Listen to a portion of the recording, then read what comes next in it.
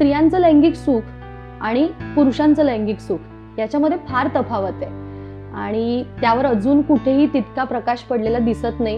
तर पुरुषासाठी खूप औषधं बाजारात आहेत पुरुषाच्या आजारांसाठी लैंगिक, आणि स्त्रीसाठी ते संशोधन पण नाहीये, औषधं पण फारशी नाहीयेत. मूवीज मध्ये सेन्सॉरशिप असते ना, तर बऱ्याचदा किसिंगचा वगैरे सीन असेल किंवा प्रेम असेल तसं फुलं वगैरे दाखवतात आणि ते टाळायचे, म्हणजे दाखवलं जात नाही, ते नाही दाखवलं जात.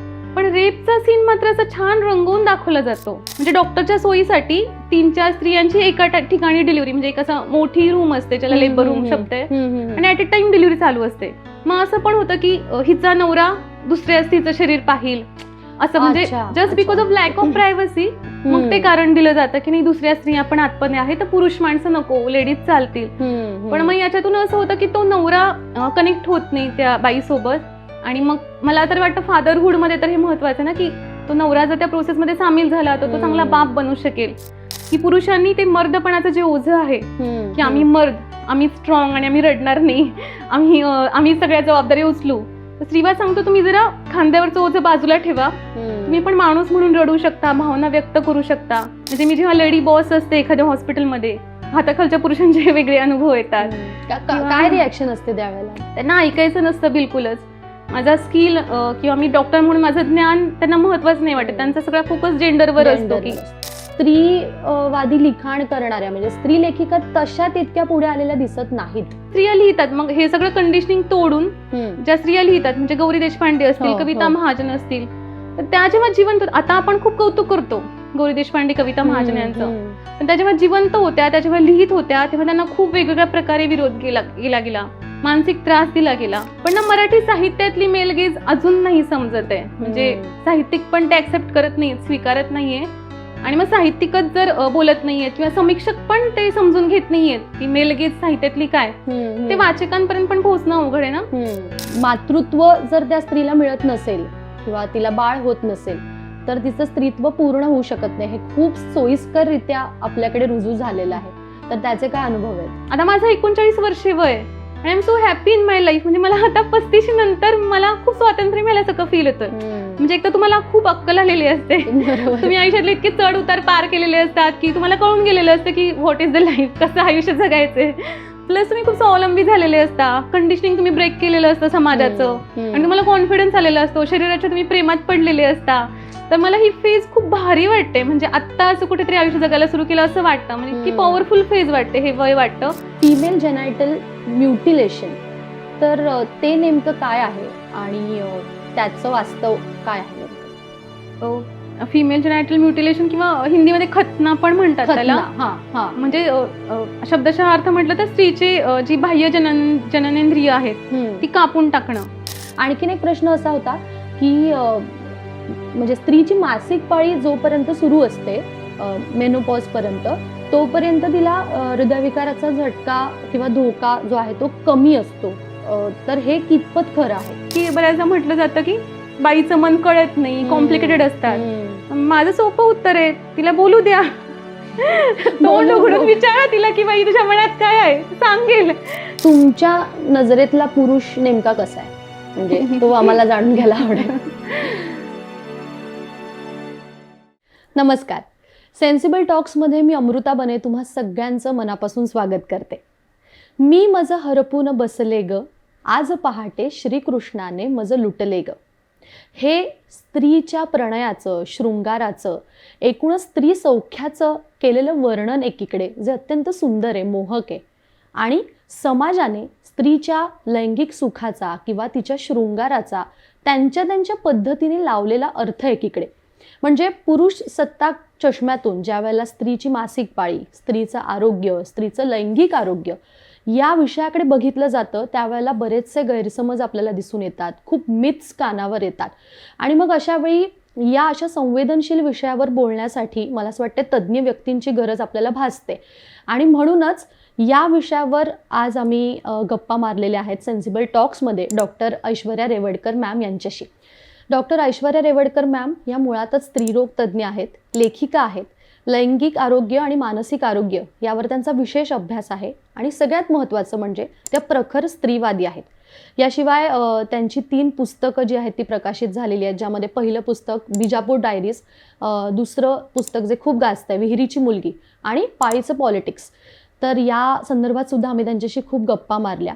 छत्तीसगडमध्ये आदिवासी भागात त्यांनी बरंच काम केलेलं आहे. याशिवाय कोचीन इथे बर्थ विलेज या प्रसूती सेंटरमध्ये सुद्धा त्यांना कामाचा अनुभव आहे. आणि या सगळ्यासाठी म्हणजे त्यांचं लेखन, त्यांचं सामाजिक कार्य, या सगळ्यासाठी त्यांना अनेक नामांकित आणि राज्य सरकारचे पुरस्कार सुद्धा मिळालेले आहेत. चला तर मग पाहूया हा एपिसोड, आणि हा एपिसोड कसा वाटला हे आम्हाला नक्की कळवा. सो ऐश्वर्या मॅम, तुम्ही सेन्सिबल टॉक्समध्ये आमच्याशी गप्पा मारायला आलेला आहात. आम्ही तर खूप एक्सायटेड आहोत. मासिक पाळी, स्त्रियांचं आरोग्य आणि लैंगिक आरोग्य या विषयावर खुलेपणाने तितकं बोललं जात नाही, त्यामुळे संवेदनशील विषय आहे. खूप गोष्टी तुमच्याकडून आज आम्हाला कळतील. तर सुरुवात मला या एका मुद्द्यापासून करायची आहे की प्रत्येक म्हणजे बऱ्यापैकी प्रत्येक स्त्रीने हे लहानपणी अनुभवलं असेल की त्यांच्या आजीने मासिक पाळी कशी येते याविषयी एक पौराणिक कथा सांगितली होती. अर्थात ती दंतकथा आहे हे नंतर कळलं की भगवान शंकरांच्या काखेतून रक्तस्राव होत असे आणि मग देवांची एकत्र भेटण्याची वेळ होती आणि त्यावेळेला मग शंकर तो रक्तस्राव घेऊन कसे जातील ते ऑकवर्ड फील होऊ नये म्हणून मग देवी पार्वतीने तो रक्तस्राव आपल्या योनीमध्ये घेतला आणि तथपासून जे आहे ते मासिक पाळीला सुरुवात झाली.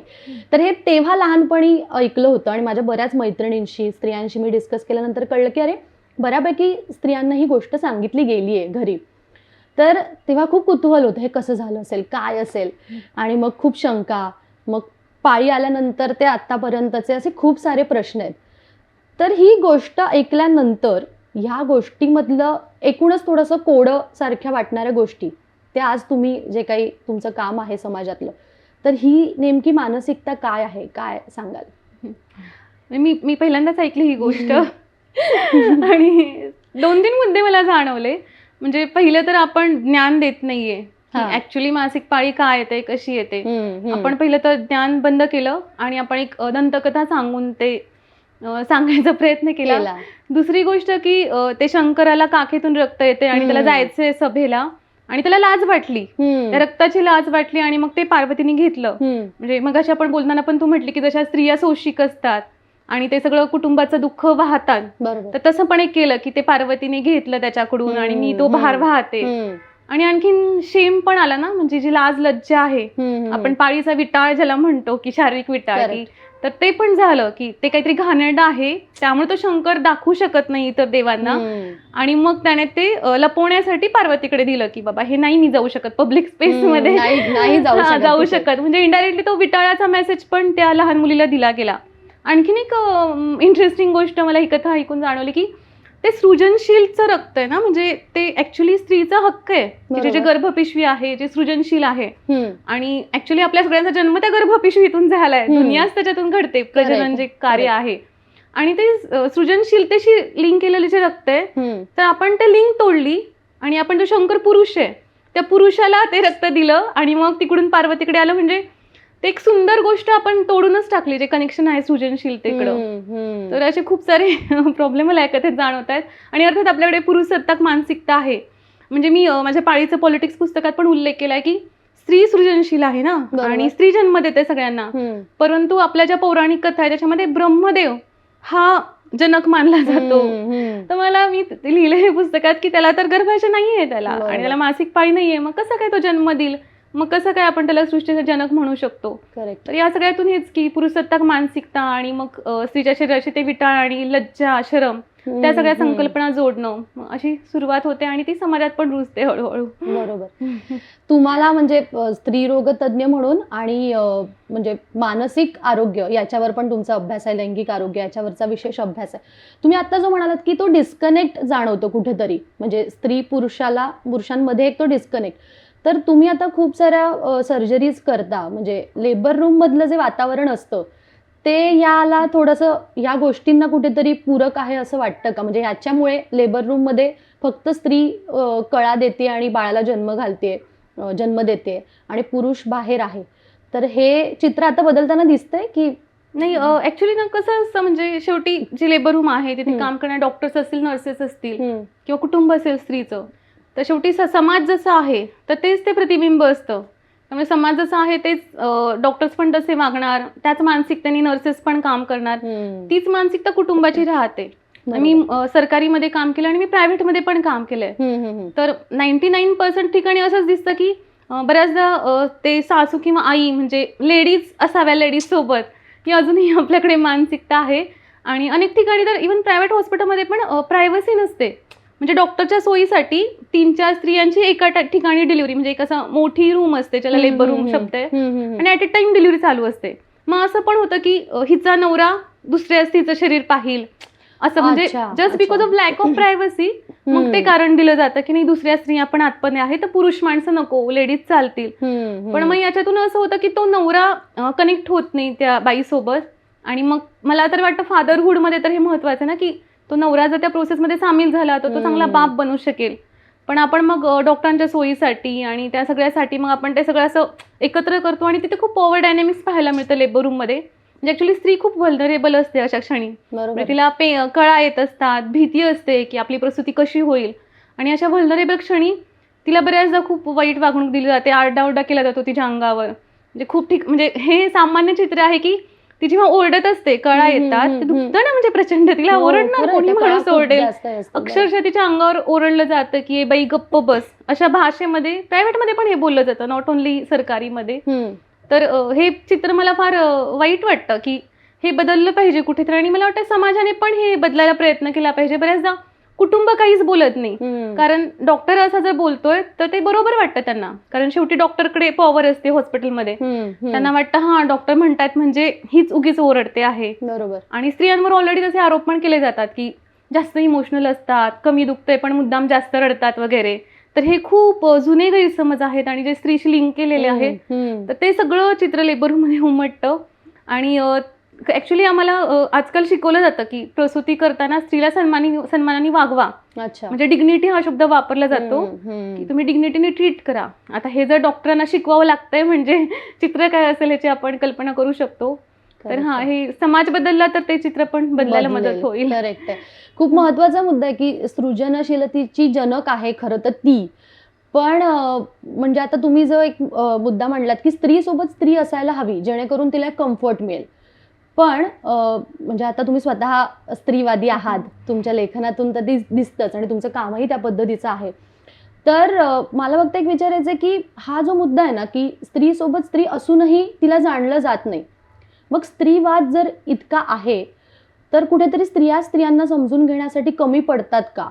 मग म्हणजे तुम्हाला ते काय जाणवतं? जर स्त्रीवाद आहे आणि तो स्ट्रॉंग आहे आणि तो पसरला पाहिजे, जास्तीत जास्त रुजला पाहिजे चांगल्या पद्धतीने, तर मग हे चित्र का दिसतं? ऍक्च्युली आपला प्रॉब्लेम काय होतो, आपण शब्दाच्या अर्थ घेतो. म्हणजे पुरुष प्रधान संस्कृती म्हणजे केवळ आपण पुरुष असं पाहतो आणि स्त्रीवाद म्हणजे स्त्रिया, पण त्या शब्दांचे अर्थ तसे नाहीयेत. पुरुष प्रधान संस्कृती म्हणजे एका जेंडरकडे पॉवर एकटवणे आणि ज्या मेन ऑथॉरिटीज आहेत ते सगळे पुरुष असणे, आणि एक मानसिकता असणे, म्हणजे सत्ता मिळवणे आणि अन्याय करणे किंवा दुबळे जे लोक आहेत त्यांना परिघाबाहेर ढकलणे.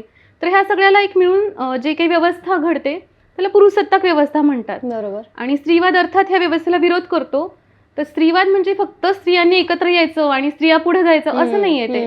ते जेंडरच्या पलीकडे जाणारी स्त्रीवाद ही गोष्ट आहे की जे मागे राहिलेले लोक आहेत त्यांना पण सोबत घ्या आणि सगळ्यांना समान संधी द्या, प्रत्येकाला आपला विकास करू द्या, स्वातंत्र्य द्या.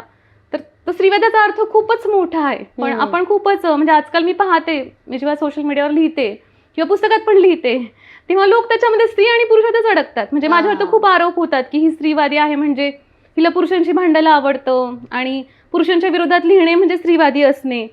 तर मला आजकाल जाणवायला लागलं की म्हणजे लोक आजकाल वाचत पण कमी आहेत, अभ्यास करत नाहीत, त्याच्यामुळे त्यांना ह्या बेसिकमध्येच खूप गोंधळ आहे. तर वाचलं गेलं पाहिजे लोकांनी जास्त.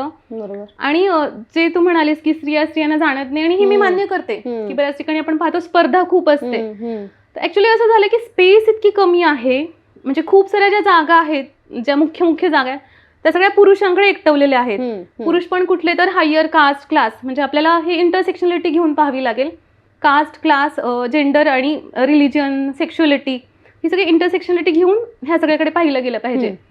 तर ह्या सगळ्यात जे टॉपला आहेत जे लोक, म्हणजे जे कास्ट, क्लास आणि हे सगळ्यात वरती आहेत, तर त्यांच्याकडे पॉवर आहे.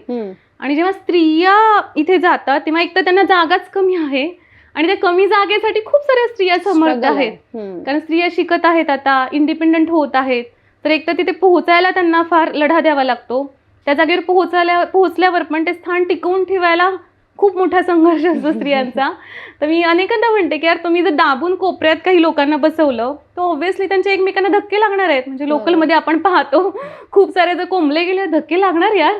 तुम्ही जागा द्या, जागा वाढवा, समजून घ्या आणि जशा हळूहळू स्त्रिया पुढे येत राहतील त्यामुळे आपोआपच त्या एकमेकांना मदत करायला लागतील.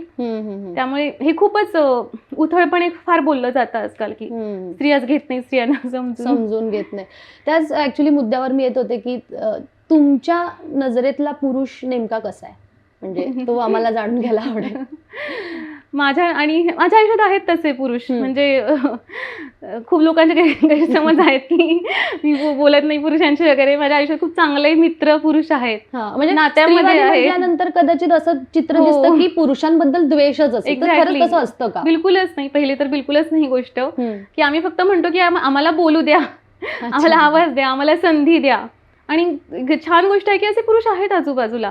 गंमत होते की ना सोशल मीडियावर ना मला मेसेज येतात की मुलींचे, तरुण मुलींचे की मॅडम तुम्हाला बॉयफ्रेंड आहे का.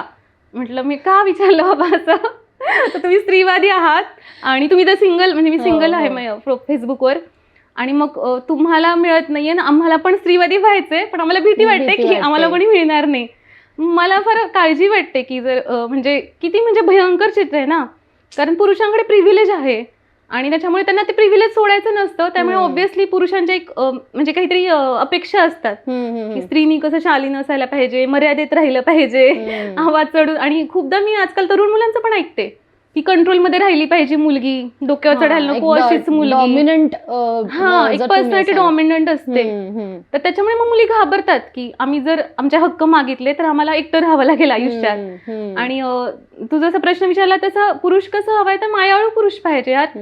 म्हणजे जो मला स्पेस देईल, माझी अवकाश देईल माझा, आणि ज्याच्यासमोर मला सुरक्षित वाटेल, त्याच्यासमोर मी जशी आहे तशी व्यक्त होऊ शकेल, माझे विचार मांडू शकेल. आणि नशिबाने असे मित्र आहेत माझ्या आजूबाजूला.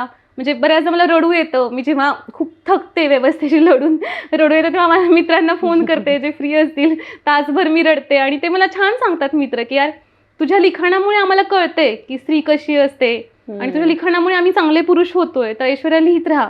असे म्हणणारे पुरुष माझ्या आयुष्यात आहेत. एक मित्र आहे माझा, तो तर म्हणतो तू आणखी कट्टर लिही, आणखी जास्त याने लिही की समाजात अन्यायच एवढा होतोय तर त्यामुळे आणखी धारदार कर लेखणी. तर असे म्हणणारे मित्र आहेत मला. आणि बॉयफ्रेंड पण भेटतात. म्हणजे बऱ्याच लोकांना कळते ऐश्वर्या का आहे आणि प्रेम पण होतं. म्हणजे त्यामुळे प्रेमात काही बाधा येत नाही स्त्रीवादामुळे. तर मला तेच वाटतं की हे कुठेतरी भीती आहे. म्हणजे तुम्ही म्हणाल की मुली जशा प्रश्न विचारतात की मी स्त्रीवादी झाले तर कदाचित पुरुषाचा माझ्याकडे बघण्याचा दृष्टिकोन वेगळा असेल. हे बरोबरच आहे. तर हे जे आहे ना की स्त्रीवाद जर सांगायचा आहे तर कुठेतरी पुरुष सत्ताक संस्कृती कशी चुकीची आहे किंवा पुरुष सत्ताक जो काही भाग आहे त्याला डावलून स्त्रीवाद सांगितला जातो म्हणून ते झालंय का, असं झालंय का? बिलकुलच नाही. कसं झालंय, पुरुषांना मी म्हटलं तर प्रिव्हिलेज आहे. They can choose. म्हणजे त्यांच्याकडे जर 10 मुली असतील त्यातल्या 5 स्त्रीवादी असतील, 5 नॉन स्त्रीवादी असतील, तर मेजॉरिटी पुरुष नॉन स्त्रीवादी निवडतील. कारण मग ती घरात स्वयंपाक बनवेल, भांडणार नाही आणि कोणती झंझट आहे का फेमिनिझमची. तर मला वाटतं पुरुषांकडे हे प्रिव्हिलेज असतं आणि स्त्रियांकडे नसतं. तर त्याच्यामुळे मुली थोड्या घाबरतात. आणि जसं वय वाढत जातं तर वयात पण हे पाहतं की समजा आता माझं 39 वर्ष वय, तर मला माझ्या वयाच्या पुरुषांना निवडावं लागतं साथीदार, पार्टनर म्हणून. पण तेच माझ्या वयाचा जर मुलगा आहे तर तो 10 वर्षांनी लहान मुलीशी पण लग्न करू शकतो. तर हे पुरुषांना या पुरुषसत्ताक व्यवस्थेने खूप मोठं प्रिव्हिलेज दिलंय. आणि मी पाहते की बरेच मित्र आहेत, त्यांची आयडिओलॉजी असते, छान विचारसरणी असते, व्हॅल्यू सिस्टीम असते, पण जेव्हा लग्नाचा विषय येतो तेव्हा त्यांना ते प्रिव्हिलेज नसतं सोडायचं. तर मला असं कुठेतरी वाटतं की हे मुलांकडे खूप आपली जबाबदारी आहे आता सध्या, की मुलांनी पण थोडंसं कुठेतरी ते प्रिव्हिलेज सोडून आणि थोडंसं 2 पावलं मागे येत थोडं मुलींना जास्त अवकाश दिलं पाहिजे, प्रेम करायची हिंमत केली पाहिजे, स्त्रीवाद समजून घेतला पाहिजे. आणि मी म्हटलं तसं असे मुलं आहेत, नाहीत असं नाही, पण ते कमी आहेत. म्हणजे जेवढे हवेत आपल्याला समाजामध्ये त्यामुळे ते खूप कमी आहेत, खूपच कमी आहेत. आणि मी तरी प्रिव्हिलेज मुलगी आहे म्हणून मला ऍक्सेस आहे की मी वेगवेगळ्या गटातल्या मुलांशी तरुणांशी बोलू शकते. पण ज्या मायनॉरिटी मुली आहेत किंवा ज्या ग्रामीण भागात मुली आहेत त्यांचे प्रश्न खूपच वेगळे आहेत. म्हणजे त्या मुलींना तर हे नाहीच आहे. म्हणजे बऱ्याच आता मुलांशी बोलू पण शकत नाही ग्रामीण भागामध्ये. जसं मी बोलले माझ्या गावामध्ये की मुलं मुली बोलत नाही नेमकी तिकडे. म्हणजे ते प्रचंड पुरुषसत्ताक गाव आहे. असं मुलं मुली एकमेकात बोलू शकत नाही. असं सेपरेट केलेलं असतं जेंडर्सला. अजूनही आहे तशी. मग कपड्यांवर बंधन असतं. पब्लिक प्लेसेसवर सगळी मुलं उभी असतात. मुलगी जाऊ शकत नाही. आणि कोणी काही ती बंधनं तोडायचा प्रयत्न केला तर हिचं चारित्र्य खराब आहे आणि ही कशी हाताबाहेर गेली अशा प्रकारचं बोलणं केलं जातं. तर अशी अजूनही समाजात परिस्थिती आहे. त्यामुळे खूप साऱ्या पुरुषांनी बदलणं गरजेचं आहे. आणि आजचा काळ तर असा आहे की स्त्री पुरुष च्या पलीकडे जात आपल्याला LGBTQI लोकांना पण घेऊन काम करायचंय. त्याच्यामुळे आपण जर आता तर स्त्रीवादची पुढची लाट आहे स्त्रीवादाची, एकतर ती पुरुषांना पण समजून घेते की पुरुषांनी ते मर्दपणाचं जे ओझं आहे की आम्ही मर्द, आम्ही स्ट्रॉंग आणि आम्ही रडणार नाही, आम्ही सगळ्या जबाबदारी उचलू. तर स्त्रीवाद सांगतो तुम्ही जरा खांद्यावरचं ओझं बाजूला ठेवा. तुम्ही पण माणूस म्हणून रडू शकता, भावना व्यक्त करू शकता आणि स्त्री जबाबदारी उचलेल. म्हणजे समजा आर्थिक भार असेल एखाद्या घरात स्त्री कमाई करेल, तुम्ही घरी बसू शकता, असे पण स्त्रीवाद हे करतोय. पण हे ऍक्सेप्ट होतं का हल्ली की स्त्रीने कमवायचं आणि पुरुषाने घरी बसायचं? हे ऍक्सेप्ट झालेलं आहे? हे हळूहळू सुरू होईल. बरेच कपल्स आपण पाहतो तसे. म्हणजे माझे काही मित्रमैत्रिणी आहेत आणि त्या मित्राला समजा साहित्यात काम म्हणजे लिहायचंय तर ती मुलगी म्हणते तू लिही, मी जॉब करते. किंवा काही सोशल वर्क करणारे मित्र आहेत माझे तर त्यांना पण तशी पार्टनर मिळाली. पण त्याची मग अट आहे की तुम्हाला कदाचित स्त्रीवादी मुलीशी लग्न करावं लागेल. म्हणजे तुम्हाला हे पण पाहिजे ते पण पाहिजे, सगळ्या डगरीवर हात ठेवायचा असं नाही होणार. तर तुम्हाला मग माणूस बनायची तुम्हाला किंमत द्यावी लागेल की माणूस बनून तुम्हाला संसार करावा लागेल, ना की एक टिपिकल पुरुष बनून. आणि आम्ही म्हटलं तसं आता LGBTQI ला पण स्त्रीवाद घेतोय की हे जे बाकीचे जेंडर आणि सेक्स्युअलिटीवाले लोक आहेत तर त्यांना पण आपल्याला प्रवाहात घ्यायचंय की नाही फक्त स्त्री आणि पुरुष. एक्झॅक्टली. त्यांना पण लग्नाची संधी मिळाली पाहिजे, करिअरची संधी मिळाली पाहिजे आणि डिस्क्रिमिनेशन नाही झालं पाहिजे. तर आताचा स्त्रीवाद तर खूपच मोठी भाषा बोलतोय. तुमच्या बोलण्यात मगाचपासून एक गोष्ट खूप प्रामुख्याने येते की व्यवस्थेविरोधात लढून मी कधी कधी थकते. तर हे नेमकं काय आहे? आणि मला मुळात विचारायचं की स्त्रीवादी लिखाण करताना असं बऱ्याचदा होऊ शकतं की एकांगी लिखाण होतंय, कारण मुळातच स्त्रीवाद हा थोडासा तीव्रतेकडे जाणारा आहे. कुठल्या तरी गोष्टीचा अन्याय सहन करून ती एक तयार झालेली विचारसरणी. तर ते लिखाणात कितपत तुम्हाला जाणवतं की ते जे व्यवस्थेविरोधात लढणं आहे आणि हा बॅलन्स कसा करता की कुठेही ते एकांगी होणार नाही लिखाण? तुझ्या प्रश्नात 3-4 मुद्दे आले. पहिले तर व्यवस्थेविरुद्ध मी कायम शब्द वापरते, कारण तेच पुन्हा की काय होतं, लोकांना व्यवस्था पाहिजे सवय नाही. लोक असं एकाचं आयुष्य बघतात, एक काहीतरी उदाहरण सांगतात. म्हणजे बऱ्याचदा मी भाषण वगैरे करायला जाते आणि अर्थात मी स्त्रियांबद्दल बोलते तेव्हा एखादा पुरुष येऊन म्हणतो की माझ्या घरात तर मला बायकोनी एवढा छळ केलाय आणि तुम्ही काय सांगता स्त्रियांच्या समस्या आणि तुम्ही पुरुषांच्या बाजूने का नाही बोलत. तर मला तेच त्यांना सांगावं लागतं की पुरुषसत्ताक व्यवस्था आहे, एक जनरल व्यवस्था तुम्ही पहा. तिथं 1 आणि 2 उदाहरणं घेऊन किंवा खाजगी आयुष्य सांगून समजून घेण्याची ती गोष्ट नाहीये. म्हणजे उदाहरणं वेगळी, व्यक्तिगत उदाहरणं वेगळी आणि व्यवस्था ही वेगळी. तर पहिले तर मला ते सांगावं लागतं त्यांना. दुसरं तू म्हणालीस की एकांगी, तर हा शब्द स्त्रीवादाला कायम वापरला जातो. आणि आपण जर पाहिलं साहित्यात वेगवेगळ्या गोष्टी तर जिथे जिथे अन्याय असतो, दडपणूक असते, म्हणजे एखादा व्यक्ती समूह असतो त्यांच्या अनेक वर्ष दडपणूक झालेली असते, बरोबर. तर त्यांना जेव्हा स्पेस मिळते आणि ते जेव्हा बोलायला लागतात तर ऑफकोर्स त्यांचा आवाज खूप चिरका वाटेल, कर्कश वाटेल. पण तो तसा नसतो, कारण त्यांना खूप वर्ष दाबून ठेवलंय ना. अनेक वर्षांनी त्यांना बोलायची संधी मिळाली आहे. अर्थात ते असं तेज तर्रारच बोलतील. आता समजा आपण दलित साहित्याबद्दल बोलू, दलित साहित्य पण तेज तर्रार आहेत. नामदेव ढसाळांच्या कविता नाहीच पचत लोकांना. पण आदिवासी समूहातून जेव्हा येईल, म्हणजे आता जयसिंता करकट्टा लिहितीये, ती डेंजर लिहिते, पण ह्या व्यक्ती समूहांकडे आपण तसं पाहत नाही. म्हणजे ते समजून घेतलं जातं की अनेक दलित साहित्य आहेत, आत्मकथनं जी लिहिली गेली, तर ती समजून घ्यायचा प्रयत्न झाला की का हे लिहिले, कारण खूप वर्ष, खूप शतकं शोषण झाले. पण जेव्हा स्त्रीवादाची पाळी येते, स्त्रीवादी मात्र कायम शिक्का मार, हे काय एकांगीच आहेत, हे लोक काय असेच आहेत, आणि त्याला बाजूला टाकलं जातं. पण गंमत बघ ना की आपली जर लोकसंख्या आहे त्याच्या 51% स्त्री आहेत. त्यामुळे ऍक्च्युली स्त्रीवाद हा शब्द साहित्यात नाही आला पाहिजे. म्हणजे अकॅडमिकली तो शब्द बरोबर आहे, पण जर 51% लोकसंख्येचं ते जर साहित्य आहे तर ते माणसाचं साहित्य आहे ना, ते स्त्रीचं साहित्य का? आणि मग जे बाकीचं पुरुषांनी लिहिलेलं साहित्य तुम्ही त्याला पुरुषांचं साहित्य असं म्हणता का? नाही म्हणत ना. पुरुषांनी जेव्हा स्टोरी लिहितात, कथा लिहितात किंवा साहित्य लिहितात, त्याला एक साहित्य म्हणून आणि त्याच्याकडे असं जगाचं, त्यांनी जीवनाचं नॉलेज दिलंय किंवा जीवनाचं तत्वज्ञान सांगितले असं एकदम छान पाहिलं जातं पुरुषांच्या साहित्याकडे. पण इथे एकदम टॅग हा, लगेचच म्हटलं जातं हा स्त्रीने लिहिले म्हणजे स्त्रीवादी आणि मग ते स्त्रियांबद्दलच असणार. मला वाटतं ही खूप दांभिकता आहे आपल्या मराठी साहित्यामध्ये. खरं तर तो अकॅडमिक शब्द साहित्यात नाही आणला पाहिजे. आणि जर स्त्री समजून घेतली तर पुरुषाचं पण आयुष्य सुंदर होईल ना. म्हणजे शेवटी स्त्री पुरुष नातं हे सुंदर आहे. तर तुम्हाला तुमची पार्टनर व्यवस्थित समजली तर तुम्ही जास्त चांगलं प्रेम करू शकाल, तुमचा संसार चांगला होईल. तर हे आपल्याकडे ही समज व्हायला माहित नाही मला किती वर्ष जातील. आणि म्हणून मी म्हणते की ना, मी धकून जाते. म्हणजे लहानपणापासून जो लढा सुरू झालाय की मी 10वी आणि 12वी मध्ये शाळेमध्ये वेगळ्या प्रकारचं फाईट द्यावे लागते. मग MBBS ला मेडिकल कॉलेजला असताना तिथे मुलांचं बरंच वेगळे अनुभव येतात किंवा PG करताना आणि डॉक्टर झाल्यानंतर पण. म्हणजे मी जेव्हा लेडी बॉस असते एखाद्या हॉस्पिटलमध्ये, हाताखालच्या पुरुषांचे वेगळे अनुभव येतात. काय रिॲक्शन असते त्यावेळेला? त्यांना ऐकायचं नसतं बिलकुलच. माझा स्किल किंवा मी डॉक्टर म्हणून माझं ज्ञान त्यांना महत्वाचं नाही वाटत. त्यांचा सगळा फोकस जेंडरवर असतो की आम्ही बाईचं कशाला ऐकू. आणि हे सगळ्या फील्डमध्ये आहे, डॉक्टर्समध्ये पण आहे. पण परत लैंगिक शोषणाचे अनुभव येतात. म्हणजे मला पण बरेच अनुभव आलेले आहेत. यार ह्या सगळ्याला जगत जगत आता मी 39 वर्षाची झाले. आता मी साहित्य लिहिते तर मला वेगळ्या प्रकारे ट्रोल केलं जातं किंवा बऱ्याचदा म्हटलं तर तू लैंगिकतेवर का लिहिते. मला असं होतं की यार किती म्हणजे फाईट आहे ना, किती संघर्ष करायचा. तर कधी कधी थकून जाते मी. पण मग माझे मेंटॉर्स आहेत आयुष्यामध्ये आणि चांगले मित्रमैत्रिणी आहेत जे कायम मला पुश करत राहतात की नाही आपलं हे काम आहे. आणि सावित्रीबाई फुले आणि ज्योतिबा फुले आहेत, तर त्यांनी इतका संघर्ष केलाय तर आपला तर काहीच नाही त्यांच्या पुढे संघर्ष. साहित्याचं तुम्ही म्हणालात तसं स्त्रीवादी लिखाण करणाऱ्या म्हणजे स्त्री लेखिका तशा तितक्या पुढे आलेल्या दिसत नाहीत, असं यावर काय वाटतं? म्हणजे तेवढं लिखाण नाही दिसत आणि आलं तरी ते तेवढं पसरत नाही किंवा झिरपत नाही. हा, तर एकतर स्त्रियांना आवाज दिला जात नाही. म्हणजे बऱ्याचदा मी पाहते माझ्या विवाहित ज्या मैत्रिणी असतात आणि त्या छान लिहितात, कधी कधी मला दाखवतात ऐश्वर्या हे आम्ही लिहिलंय. तर एकतर ते छापायची परमिशन नसते, कुटुंबाला आवडत नाही. म्हणजे इव्हन चांगलं पण बरं का, म्हणजे असं काही नाही त्यांनी किती वाईट लिहिलेलं असतं.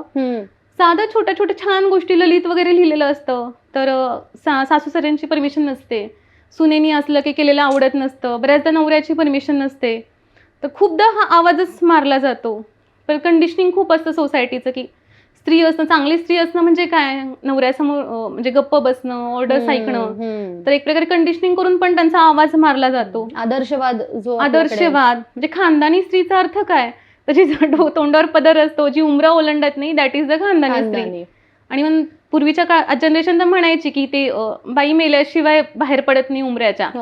ही आपली परिस्थिती आहे.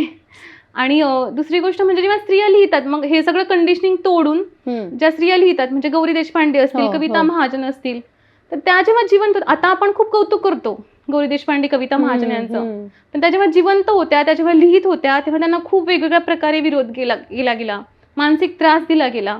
आणि हे प्रत्येक लेखिकेसोबत झालंय, मराठी लेखिकेसोबत. तर हे पण खूप होतं. आणि मग पुन्हा स्त्रीवादी म्हणून शिक्का मारून मग ते काही विशिष्ट गटाचे हे फक्त स्त्रियांचं साहित्य म्हणून बाजूला पण टाकलं जातं. आणि हे फार पाहते मी. आणि आजच्या काळात पण मी पाहते की स्त्रियांना खूप डावललं जातं मराठी साहित्यात, ती स्पेस नाही दिली जात. त्यामुळे मी बऱ्याचदा भांडण पण करते किंवा जे माझे मेंटॉर आहेत त्यांच्याशी हक्काने बोलते पण की यार स्पेस द्या ना मला. म्हणजे अवॉर्ड देणं वगैरे खूप पुढची गोष्ट आहे, नको म्हणते मला उभं राहायला तरी स्पेस द्या, बोलायला तरी स्पेस द्या. तर इथून तो लढा सुरू होतो सगळा. बरोबर. तुमच्या म्हणजे विहिरीची मुलगी हे जे म्हणजे पुस्तक खूपच गाजतंय, वेगवेगळ्या प्रतिक्रिया त्याच्यावर येत आहेत. तर त्याच्यामधली जी नायिका आहे ती नायिका बघितली तर ती कंटेम्पररी आत्ता जे काही सध्या चाललेलं आहे त्यांना थोडीशी साजेशी असणारी, पण तरी साहित्यामध्ये दिसणारी ती नायिका नाही आहे, थोडी वेगळी आहे. परत तेच थोडीशी बंडखोर अशी नायिका आहे. आणि आपल्याकडे नायिकेला तसं म्हणजे प्रोटॅगॉनिस्टला तसं बघितलं जात नाही, तिला त्या साच्यातच बघितलं जातं. तुम्हाला ती का अशी दाखवावीशी वाटली, म्हणजे त्याचं काय कारण होतं? मेल गेज तर तुला माहितच असेल. आणि आपल्याकडे ना बॉलिवूड मधली मेल गेज समजते लोकांना, सोपं आहे ना, ते दिसतं की आयटम सॉन्ग आहे, उघडी वागडी स्त्री नाचते, दॅट इज मेल गेज.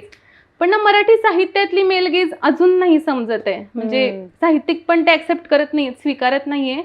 आणि मग साहित्यिकच जर बोलत नाहीयेत किंवा समीक्षक पण ते समजून घेत नाहीयेत की मेलगेज साहित्यातली काय, ते वाचकांपर्यंत पण पोहोचणं अवघड आहे ना. तर अनेक वर्ष ती मेलगेज मधूनच स्त्री लिहिली गेली. म्हणजे अनेक कादंबऱ्या, कथा वाचतो आपण की स्त्री सहन करतीये, किंवा जरी ती बंडखोर असेल तरी मग शेवटी कसं अपयश तिच्या पदरी पडतं आणि मग पुरुष कसे दुसरी स्त्री सिलेक्ट करतात वगैरे वगैरे, असं टिपिकल. आणि आणखीन एक मस्त असतं की पुरुष भोग घेतो स्त्रीचा आणि मोक्ष वगैरे मिळतो त्याला, म्हणजे त्याला सगळं जीवनाचं तत्वज्ञान कळतं, तो पुढे पुढे जातो, अशी पुरुषाची जर्नी असते. पुरुषाचा तो साक्षात्कार वगैरे, आणि ती स्त्री बाजूलाच राहते, म्हणजे ती फक्त साधन म्हणून येते साहित्यामध्ये.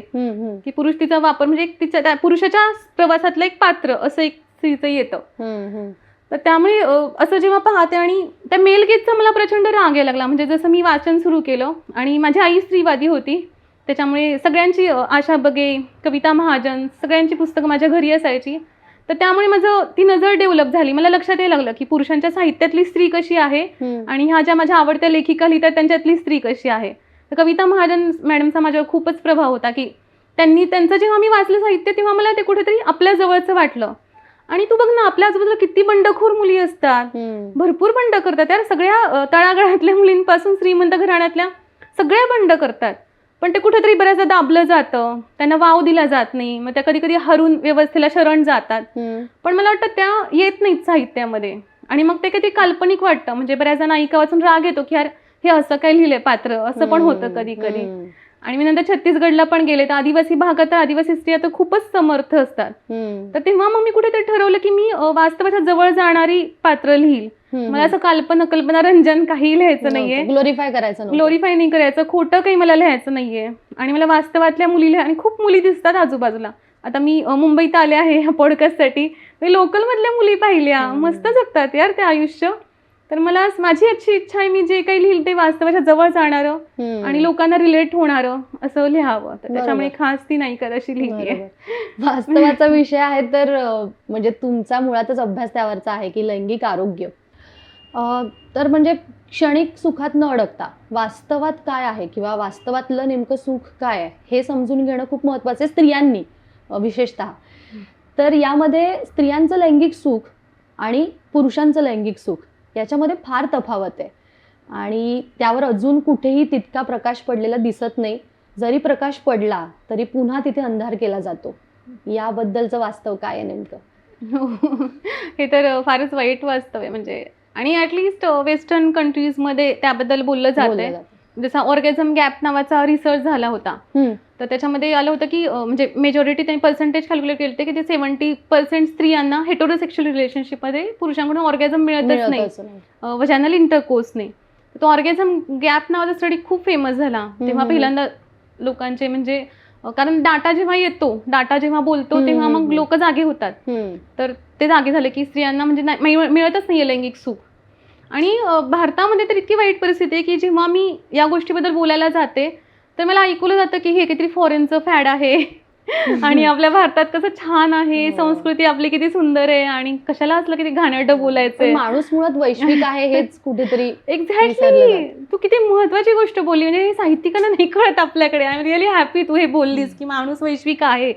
कारण मी जेव्हा सिमोन द बहुआरचं नाव घेते, अक्षरशः मला म्हणतात साहित्यिक मराठी की तू फॉरेन वाल्यांचं नको वाचू, म्हणजे मराठीतलं सांग काहीतरी, तिथले संस्कार आहेत. हा, मला असं होतं की अरे म्हणजे कसं, म्हणजे तुम्हाला जर नाही म्हणजे लेखकांनी तर बाउंड्रीज तोडल्या पाहिजेत आणि देश क्रॉस करून पलीकडे गेलं पाहिजे, सगळीकडचं वाचलं पाहिजे आणि मग तुमची समज वाढेल. तर हा खूप मोठा आरोप होतो.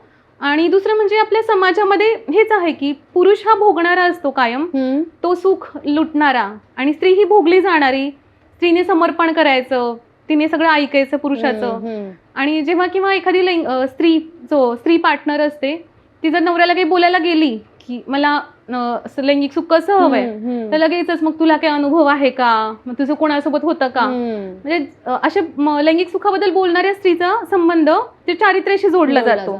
तर आपल्याकडे हे खूप कॉमन आहे. तर असं स्त्रीचा आवाज बंद करण्याचे खूप सारे मार्ग आहेत ज्या लैंगिक सुखाबद्दल. आणि मी स्त्रीरोग तज्ञ असल्यामुळे असं व्हायचं की कपल्स माझ्याकडे यायचे दवाखान्यामध्ये, तिथे पण पुरुषच जास्त बोलायचा. म्हणजे अक्षरशः तिच्या शरीराकडे हात दाखवून म्हणायचा की हिचे स्तनच लहान आहेत आणि मला तर आनंद होत नाहीये. अक्षरशः ती स्त्री गरीब गायीसारखी बसलेली असायची. तर हे खूप चित्र आहे आपल्याकडे आणि हे कुठेतरी मला त्रास देणारं होतं. आणि आणखीन एक आहे की खूपदा लैंगिक सुखाच्या नावाखाली स्त्रीवर अत्याचार होतात, शारीरिक अत्याचार.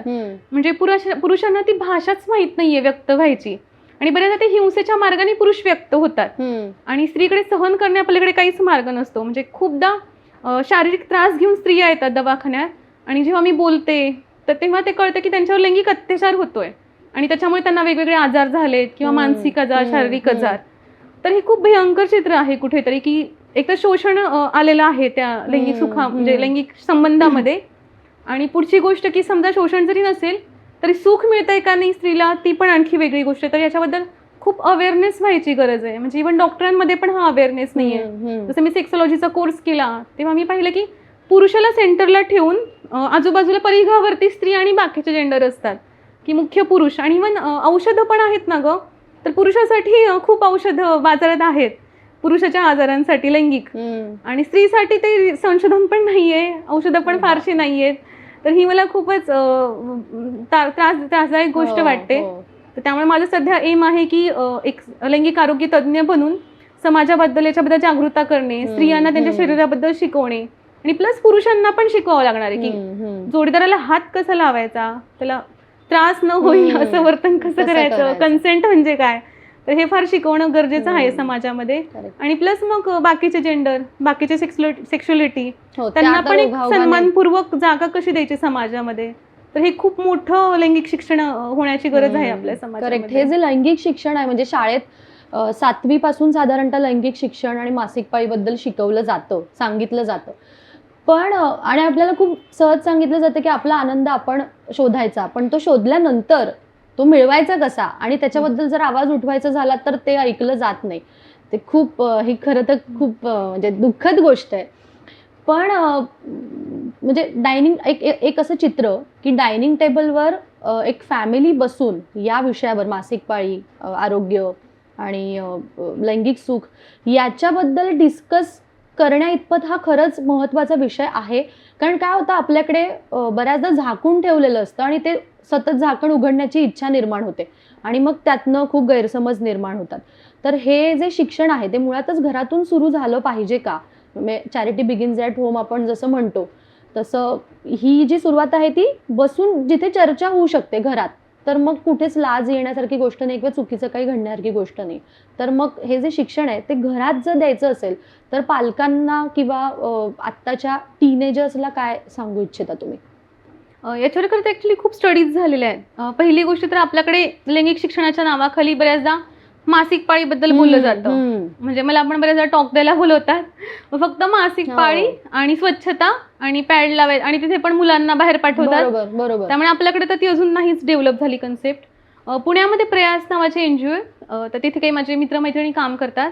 तर त्यांनी आता ह्याच्यावर काम सुरू केलंय की सेक्स एज्युकेशन प्रॉपर कसं द्यायचं. आणि मग त्यांनी काही स्टडीज काढलेत, वर्ल्ड वाईड झाले. तर त्याच्यात 1ली पासून 10वी पर्यंत असं वेगवेगळ्या प्रकारे, म्हणजे 1लीतल्या मुलाला तुम्ही किती देणार आहेत, मे बी त्याला फक्त गुड टच बॅड टच तुम्ही शिकवाल. मग 2रीतल्या मुलाला तसं प्रॉपर एज वाईज आहे की प्रत्येक एजला तुम्ही काय काय एक्स्ट्रा माहिती द्यायची. म्हणजे खरं तर खूप आधीपासून सुरुवात आहे द्यायची, कारण लहान मुलं खूप बळी ठरतात. म्हणजे बऱ्याचदा तर घरातल्या व्यक्ती, विश्वासातल्या व्यक्तीच लहान मुलांचं मॉलेस्टेशन करतात. त्याच्यामुळे गुड टच बॅड टच तर आता कंपल्सरी झालंच आहे शाळेमध्ये. तर खूप आधीपासून गरज आहे. आणि तू म्हटलीस तसं अगदी बरोबर आहे की घरातपासून सुरुवात व्हायला पाहिजे. म्हणजे आई वडील हे इतकं विश्वासाचं नातं असतं जगातलं, तर त्या नात्यापासून ही सुरुवात झाली पाहिजे की कुठेतरी तो डायलॉग सुरू करणं. आणि आणखीन एक आम्ही मध्ये चर्चा करत होतो तेव्हा आम्ही तर असं आमची चर्चा झाली की मूवीजमध्ये सेन्सॉरशिप असते ना, तर बऱ्याचदा किसिंगचा वगैरे सीन असेल किंवा प्रेम असेल, तसं फुलं वगैरे दाखवतात आणि ते टाळायचे, म्हणजे दाखवलं जात नाही. आता पण मध्ये एक किसिंगचा सीन सेन्सॉर झाला, त्याच्यावर पण एक मूवी आलाय का काहीतरी आलंय, हां, तर ते नाही दाखवलं जात. पण रेपचा सीन मात्र असं छान रंगवून दाखवला जातो. म्हणजे ती नायिका ओरडते आहे आणि मग तो व्हिलन आलाय, कपडे फाडलेत आणि ती पडलीये, म्हणजे अक्षरशः डिटेल दाखवलं जातं. म्हणजे आपण हिंसा आणि लैंगिक शोषण डिटेल स्क्रीनवर दाखवतोय, ते दिसतंय मुला मुलींना. पण जी सुंदर गोष्ट आहे की जी क्रिएटिव्हली केली पाहिजे, किस करणे, हात पकडणे, ह्या ज्या सुंदर गोष्टी आहेत त्या मात्र केल्या जात नाही. आणि मग आपल्या समाजात पण बघ ना, पब्लिक प्लेसला हात पकडलं एखाद्या कपलने, म्हणजे मुंबईतलं मला माहित नाही पण इतर महाराष्ट्रात तरी चालत नाही, वेगवेगळ्या रिॲक्शन्स खूप वेगळ्या असतात. तर आपण हे प्रेमाला आपण हे करतोय कुठेतरी, आणि हिंसेला मात्र म्हणजे एखाद्या रस्त्यावर जर नवरा बायकोला मारत असेल तर कुणी काही बोलणार नाही, त्यांचं व्यक्तिगत आहे म्हणून जातील. तर मला असं आम्हाला चर्चा होती आमची की हिंसेला आपल्याकडे दाखवलं जातं पब्लिक प्लॅटफॉर्मवर, पण प्रेम आपण कुठेतरी थांबवतो. तर हे पण गरजेचं आहे कुठेतरी की प्रेम पण कसं व्यक्त करायचं, तर ते पण आपल्याला थोडं लहान मुलांना शिकवावं लागणार आहे. आणि प्रत्येक गोष्ट अर्थात कन्सेंट सोबतच, की कन्सेंट घेऊन हे करा, कारण कन्सेंट आपल्याकडे शिकवली जात नाही आणि त्याच्यामुळे लहान मुलं पण खूप बळी पडतात. तर हे सगळं होणं गरजेचं आहे. म्हणजे काय करायचं नाही यापेक्षा काय करायचं यावर जास्त भर दिला तर गोष्टी सोप्या होऊ शकतात. करेक्ट आहे. स्त्रीवाद आपण मगाचपासून बोलतोय, तर अर्थात मासिक पाळी आणि मातृत्व यांचा एकमेकांशी नक्कीच संबंध आहे. पण ज्या वेळेला स्त्रीत्व येतं त्यावेळेला मात्र म्हणजे मातृत्व जर त्या स्त्रीला मिळत नसेल किंवा तिला बाळ होत नसेल तर तिचं स्त्रीत्व पूर्ण होऊ शकत नाही. हे खूप सोयीस्कररित्या आपल्याकडे रुजू झालेलं आहे. तर त्याचे काय अनुभव आहेत? हो ना, ती खूप हे गोष्ट आहे. म्हणजे इव्हन मासिक पाळी आल्यानंतर पण बऱ्याच मुली डिप्रेशनमध्ये जातात, कारण तिचं स्त्रीत्व आलं. आता तिने म्हणजे आपल्याकडे लग्नामध्ये कुमारी का हवी असते ना, की जिचं कौमार्य अबाधित आहे, त्याच्यामुळे जशी मासिक पाळी येते तिच्यावर खूप सारी बंधनं लादली जातात की आता हिला कोणी स्पर्श नाही केला पाहिजे पुरुषाने, किंवा आता हिने कुणाच्या प्रेमात नाही पडलं पाहिजे, पळून नाही गेली पाहिजे मुलगी. तर आपोआप मग तिच्यावर बंधन येतात. बऱ्याचदा तिची शिक्षणाची संधी काढून घेतली जाते, तिला परगावी पाठवत नाहीत बरेच पालक की काहीतरी करेल बाबा आमची पोरगी म्हणून, आणि ते मुलांना नसतात हे बंधनं. तर एक प्रकारे तिला बंधनात पण टाकलं जातं. मग तिच्यावर खूप साऱ्या अपेक्षा लादल्या जातात की चांगली मुलगी असणं म्हणजे काय वगैरे. आणि तू जसं म्हणाल तसं मूल होणं एक तिचं आयुष्याचं परम कर्तव्य मानलं जातं. आणि मग ते सगळी यंत्रणा त्याच कामाला लागते की चांगली आई कसं होणं गरजेचं आहे. आणि आपल्याकडे गौरवीकरण पण खूप केलंय साहित्यामध्ये, वात्सल्य आणि आई होणं म्हणजे जसं काही देवी होणं वगैरे असं पण केलेलं आहे गौरवीकरण. तर ते पण कुठेतरी भयंकर आहे, कारण मग जेव्हा एखाद्या स्त्रीला मूल होऊ शकत नाही तर ती भयंकर डिप्रेशनमध्ये जाते. तिला वाटायला लागतं की माझ्यातच काहीतरी कमी आहे. आणि त्या सगळ्यात कुठेतरी समाजाचा हात आहे. म्हणजे समाजाने त्याचं इतकं कंडिशनिंग केलंय आणि समाज कायम तिला टोचत राहतो की तुला मूल का होत नाहीये, मूल का होत नाहीये. तर ते पण भयानक आहे कुठेतरी. आणि मग त्याच्यामुळे टेस्ट ट्यूब बेबीचे एवढे सगळे आपण बघतो फॅक्टरी लागलेल्या. तर ज्या स्त्रीला स्वतःहून मूल हवे तिचा तो अधिकारी मी अगदीच मान्य करते, पण बऱ्याचदा केवळ घरच्यांच्या प्रेशरमुळे किंवा समाजाच्या प्रेशरमुळे पण स्त्रिया मग जबरदस्तीने स्वतःच्या शरीरावर ट्रीटमेंट करून घ्यायला त्यांना भाग पडतं. आणि आणखीन एक आपण पाहतो की मेनोपॉज आहे, आणि मग असं मानलं जातं की मेनोपॉज झालं की जसं काही तिचं स्त्रीत्व संपलं. आणि बऱ्याचदा आपण पाहतो की मेनोपॉज नंतर स्त्रिया बाहेर ढकलल्या जातात, म्हणजे करिअर मधून पण त्यांच्या संधी कमी केल्या जातात. म्हणजे आपल्याकडे तरुण आणि सुंदर स्त्री असणं हे सगळ्यात बेस्ट आहे वुमनहुडचं. आणि मग तुम्ही सुंदर नसाल तर त्यांना आपोआपच कमी दर्जाची वागणूक मिळते, लग्नामध्ये प्रॉब्लेम होतो. आणि नंतर मेनोपॉज नंतर एक मी पाहते की खूप साऱ्या स्त्रिया करिअरमध्ये मागे पडतात, किंवा आता काय ह्यांचं संपलं करिअर अशा प्रकारे पाहिलं जातं. आणि तेच पुरुषांमध्ये होत नाही. पुरुषांमध्ये अँड्रोपॉज पण असतो, बरोबर. म्हणजे जो स्त्रीमध्ये मेनोपॉज असतो सेम पुरुषात पण अँड्रोपॉज असतो. त्यांचे पण हॉर्मोन्स डाऊन होतात, त्यांच्यात पण बदल होतात, पण ते कुठंच बोललं जात नाही. त्यांना मात्र समाजाचा सपोर्ट असतो. म्हणजे 50-60चे जे पुरुष असतात ते तेव्हा टॉपला गेलेले असतात, त्यांना पॉवर मिळालेली असते, तर त्यांचं उलट करिअर बहरत असतं. म्हणजे बरेच पुरुष तर अखंड काम करत असतात. आणि आपल्याकडे असं बोललं पण जातं की पुरुष कसे म्हातारे होईपर्यंत फर्टाईल असतात आणि स्त्री मात्र कशी नसते, आणि तिला कुठेतरी टाकून बोललं जातं त्या मानाने. तर हे चित्र पण खूप भयंकर आहे की स्त्रीच्या मेनोपॉजकडे एकदम नकारात्मक पाहायचं आणि त्याच वेळेस पुरुषांचं मात्र गौरवीकरण करायचं. तर ही परिस्थिती कुठेतरी बदलणं फार गरजेचं आहे. आणि मी आता मेनोपॉजवरच पुस्तक वाचते, त्यांनी खूप छान दिले की फक्त ते पिरियड्स थांबले तिचे किंवा ती प्रजननाची शक्ती गेली, शक्ती म्हणण्यापेक्षा ती क्षमता गेली, पण ती स्त्री म्हणून उलट जास्त खुलते, कारण ती मग जास्त मोकळी होते, तिचा विजडम वाढतो, ती मॅच्युअर पण झालेली असते, अनेक अनुभवातून गेलेली असते. तर ती एक उलट माणूस म्हणून जास्त परिपक्व झालेली असते. तर त्याचा उलट समाजालाच आपल्याला फायदा होणार आहे. त्यामुळे केवळ मासिक पाळी आणि स्त्रीत्व आणि ह्याच्याशी जोडणं स्त्रीला कुठेतरी त्याच्या पलीकडे डोळे म्हणून पाहता आलं पाहिजे, तर तो तिच्यावरचा अन्यायच आहे शेवटी. आणि खूप असं इझिली म्हणून जातात सगळे की स्त्रीला समजून घेणं खूप कठीण आहे. पण मला असं वाटतं हा जो मेनोपॉजचा जो काळ तुम्ही सांगितलात की असा एक सर्वे आणि असं ऐकण्यात आलेला आहे की 36 to 40 हा किंवा मेनोपॉजच्या जवळ जाणारा थोडासा जो एज ग्रुप आहे तो खूप सेन्सिटिव्ह असतो स्त्रियांसाठी आणि त्या काळात मग थोडीशी ती तुम्ही म्हणलात तसं की डावलली जाते. तर त्या काळात स्त्रियांनी आपले हार्मोनल चेंजेस आणि समाज याच्यामधला तिने दुवा कसा साधायला हवा, म्हणजे आज खरंच तो खूप प्रश्न, कारण असे बरेच ओळखीचे आहेत की ते डिप्रेशनमध्ये जातात आणि जगण्यातला रसच निघून जातो आणि असं सगळं होतं. तर म्हणजे काय एक पॉझिटिव्ह वे किंवा रे त्यांच्यासाठी काय असू शकतो? पहिली गोष्ट तर अगं त्यांना माहितीच नसते आणि माहिती जरी दिली ना तरी 50-60 स्त्रियांचे प्रॉब्लेम सॉल्व्ह होतात. म्हणजे त्याला कसली औषधं लागत नाहीत. केवळ त्यांना सांगितलं एखाद्या डॉक्टरने समजून की बाबा हा असा असा काळ आहे, असे असे सिम्पटम दिसतील, कधी कधी चिडचिड होईल, कधी कधी निराशा येईल. म्हणजे जस्ट हा संवाद जरी केला पॉझिटिव्ह तरी सुद्धा खूप सारे प्रॉब्लेम सॉल्व्ह होतात. त्याला काही गोळ्यांची आवश्यकता लागत नाही. सेकंड थिंग, मग काही व्हिटॅमिन्स वगैरे कमी असतील, कॅल्शियम कमी असेल त्या गोळ्या देणं आणि मग काही 20 ते 30% स्त्रियांना काही वेगळे उपचार लागू शकतात. तर पहिलं तर मला वाटतं की समाजामध्ये संवाद सुरू करणं हेच खूप मोठं आहे.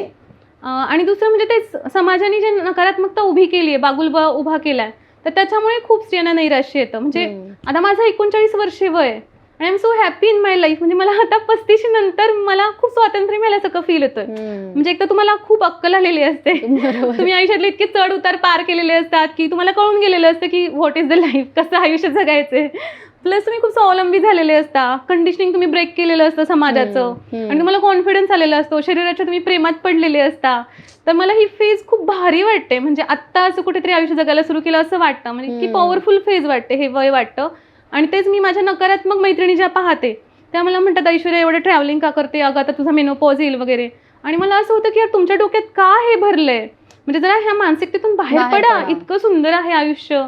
आणि तर हेच मला शेवटी वाटतं की हा संवाद होणं आणि सकारात्मकरित्या शरीराकडे पाहणं. म्हणजे माझं पाळीचं पॉलिटिक्स पुस्तक आहे, ते केवळ एवढ्यासाठीच मी लिहिले की हा दृष्टिकोन बदला. शेवटी आपण दृष्टिकोन जर नकारात्मक ठेवला तर आपल्याला सगळंच ते निगेटिव्ह दिसेल. त्याचं आपण सकारात्मक दृष्टिकोनाने पाहिलं तर जरी कोणी एखादी आजारी असेल तरी आपण उपाय शोधूया आणि तिला पण ह्या प्रवाहात कसं सामील करून घेता येईल ते पाहता येईल. बरोबर, नक्कीच.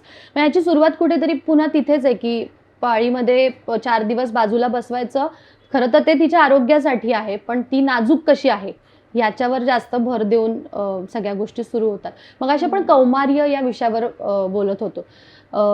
आज सध्या जर सगळीकडे पाहिलं म्हणजे जसा मेडिकलचा म्हणजे मेडिकल फील्डमध्ये बाजारच जवळपास झालेला आहे आणि त्यात हायमेनोप्लास्टी, हायमेन सर्जरी हा एक प्रकार खूप सध्या सगळ्यांचं लक्ष वेधून घेतोय. तर तो नेमका काय आहे आणि त्याची खरंच गरज आहे का?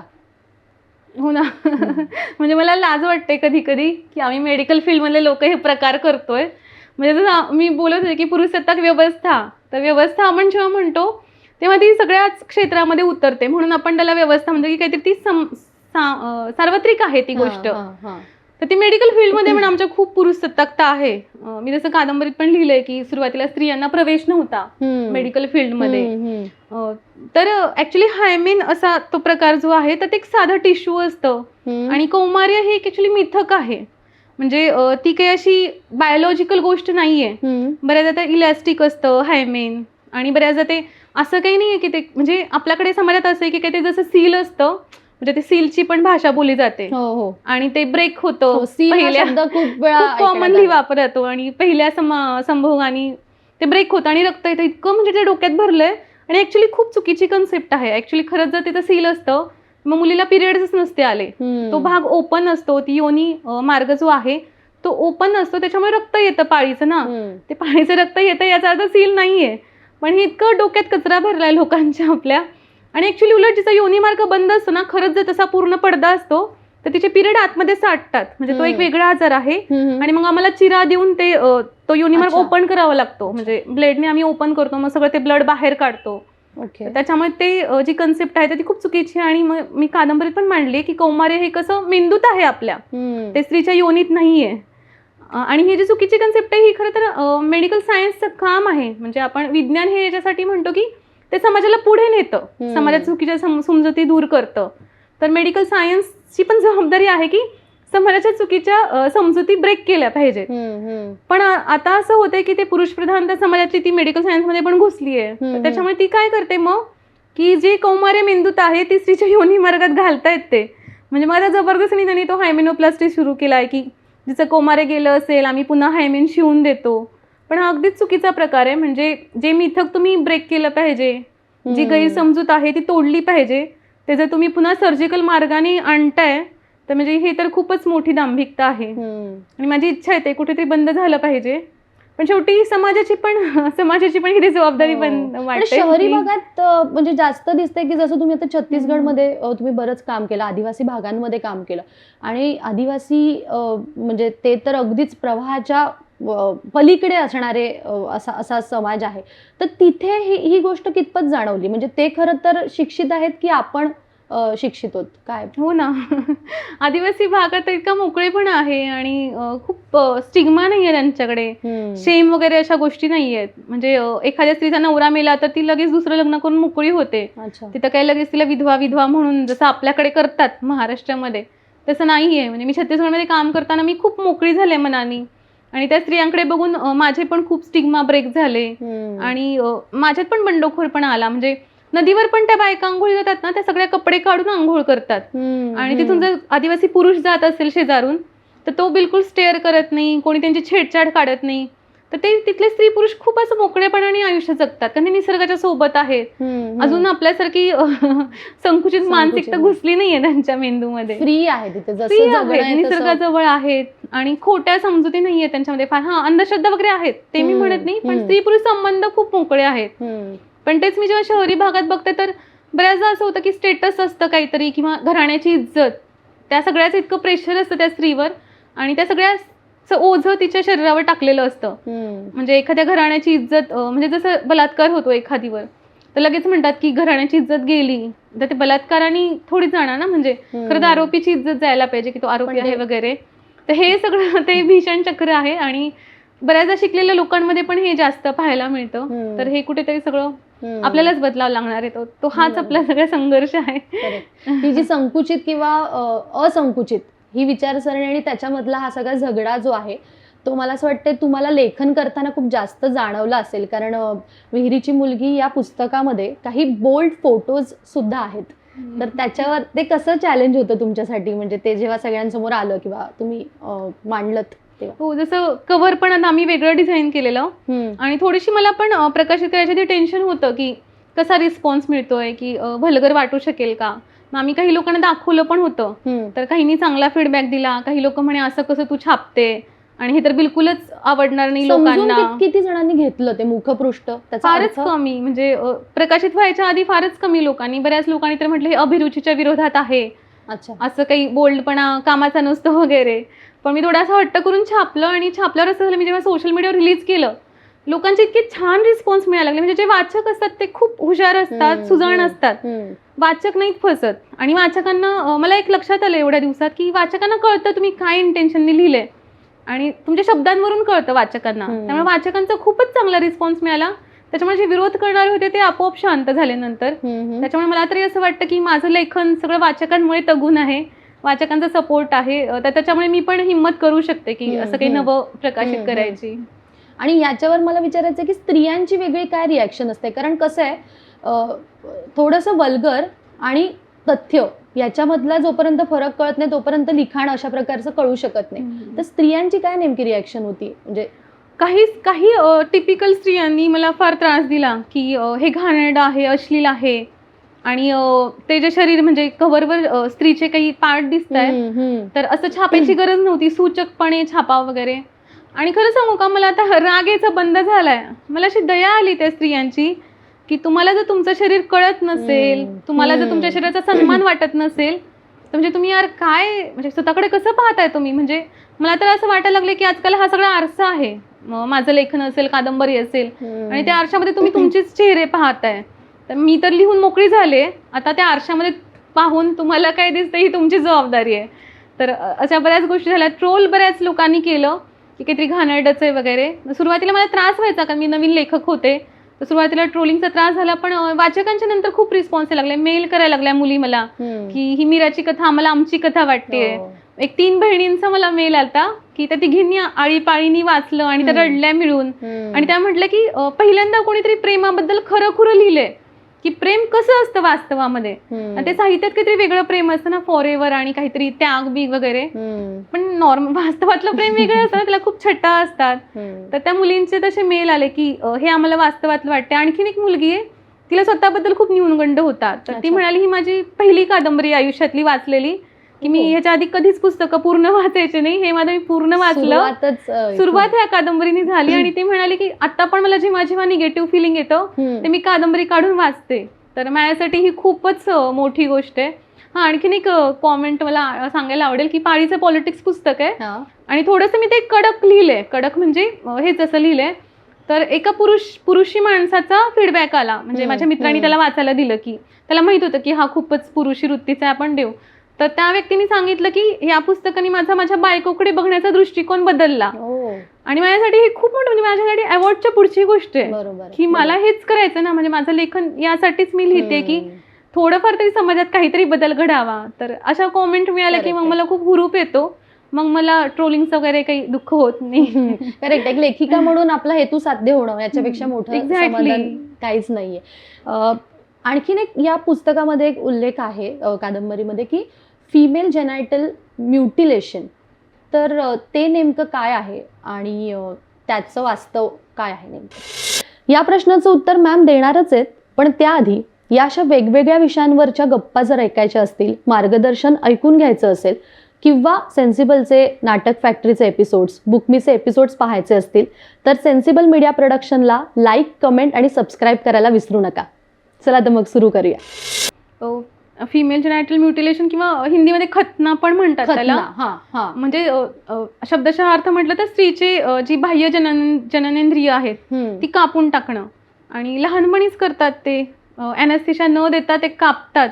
म्हणजे त्या मुलीला लहान किती पेन होत असेल आणि दुखत असेल आणि इन्फेक्शन होतं, बऱ्याचदा रक्तस्राव होतो.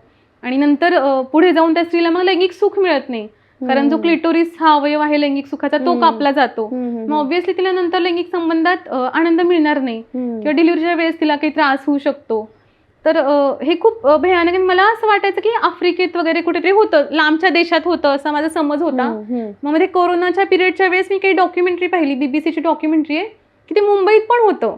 आणि कोरोनामध्ये तर असं झालं की लोक बाहेर जायचे नाहीत ना, तर जे खतना करणारे लोक होते तर ते घराघरात फिरले की तुमच्या घरात मुलगी आहे का, करायचा का खतना. आणि त्याच्यामुळे तो प्रकार कोरोनात वाढला, कारण घरी येऊन होम डिलिव्हरी मिळते, होम सर्व्हिस मिळते ना. तर इतकं शॉकिंग झाली मला ती डॉक्युमेंटरी पाहून. तर मी तेव्हा ठरवलं की हे आपण पुस्तकात आणायचं. म्हणजे शेवटी पुस्तक लिहिणं माझ्यासाठी एक व्हॅल्यू सिस्टीम आहे, माझी काहीतरी व्हिजन आहे. आणि त्याच्यातून ते लिहिणं येतं की काहीतरी मला साहित्य लिहायचंय किंवा लेखक व्हायचंय म्हणून मी लिहित नाही. तर त्याच्यामुळे मी ठरवलं की याच्याबद्दल अवेअरनेस होणं गरजेचं, माझं येईल तो प्रसंग याच्यामध्ये. आणि हा तर शारीरिक खतना झाला, म्हणजे टोकाचं हे. मला तरी असं वाटतं की सांस्कृतिक खतना पण आपल्याकडे किती होतो. म्हणजे बऱ्याचदा खेड्यातली मुलगी असते, तिला शिकायचं असतं पण तिला नाही जाऊ दिलं, पुढे शिकू दिलं नाही, तिला लग्न लावून दिलं जातं. किंवा आता हुंडाबळीच्या केसेस पाहतो आपण, बायका मरतायत अक्षरशः. किंवा एखाद्या रिलिजनमध्ये जास्त शिकलं तर लग्न होत नाही. म्हणजे माझीच एक बेस्ट फ्रेंड होती, तिला डॉक्टर व्हायचं होतं, मार्क्स पडले पण नाही होऊ दिलं की नवरा नाही मिळणार. तर मला असं वाटतं हे सांस्कृतिक खतने प्रचंड होत आहेत आपल्याकडे.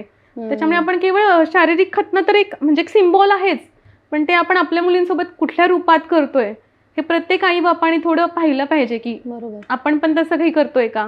किंवा जसं विटाळाचं पण आपण बोललो की पाळीतला विटाळ हा तर एक दिसणारा झाला की पाळीतला विटाळ, पण बऱ्याचदा एखादी निर्णय प्रक्रिया असेल आणि स्त्री जर काही मत मांडत असेल तर असं बोललं जातं की हां हे तर काय स्त्रिया इमोशनलच असतात, ओव्हर सेन्सिटिव्ह आहे किंवा हॉर्मोनल असतात स्त्रिया. तर हा पण विटाळच आहे. म्हणजे तुम्हाला बाईचं मत ऐकायचं नसतं, तुम्ही काहीही आरोप करतात. आणि त्या स्त्री हॉर्मोनल असते, ऐकलं असशील तू. पुरुष पण हॉर्मोनल असतात. स्त्रीमध्ये इस्ट्रोजन प्रोजेस्टेरॉन आहे, पुरुषात टेस्टोस्टेरॉन असतं. त्यांचे अपडाऊन होत असतात पुरुषांचे टेस्टोस्टेरॉनचे, त्यांचे पण मूड चेंजेस असतात. आणि पुरुष तर हिंसक पद्धतीने व्यक्त होतात. पण तुम्ही स्त्रियांवर मात्र आरोप करता की ह्या इमोशनल आहे, हॉर्मोनल आहे. तर हा सगळा विटाळच आहे. म्हणजे बाईचं शरीर, बाईचं मन. आणि मग अशी तू म्हणालीस की बऱ्याचदा म्हटलं जातं की बाईचं मन कळत नाही, कॉम्प्लिकेटेड असतात. माझं सोपं उत्तर आहे, तिला बोलू द्या. तोंड उघडून विचारा तिला की बाई तुझ्या मनात काय आहे, सांगेल. इकडे तुम्ही तिच्या तोंडाला सगळे ते कापूस कोंबून बंद करायचं आणि परत दांभिकता दाखवायची की अरे आम्हाला तर कळतच नाही. म्हणजे खूप भयंकर आहे हे. तर हे सगळं सिम्बॉलिक एकीकडे आहे, ते आपण आपल्या पण रोजच्या आयुष्यात पाहिलं पाहिजे की कसं दिसतंय. खरंय.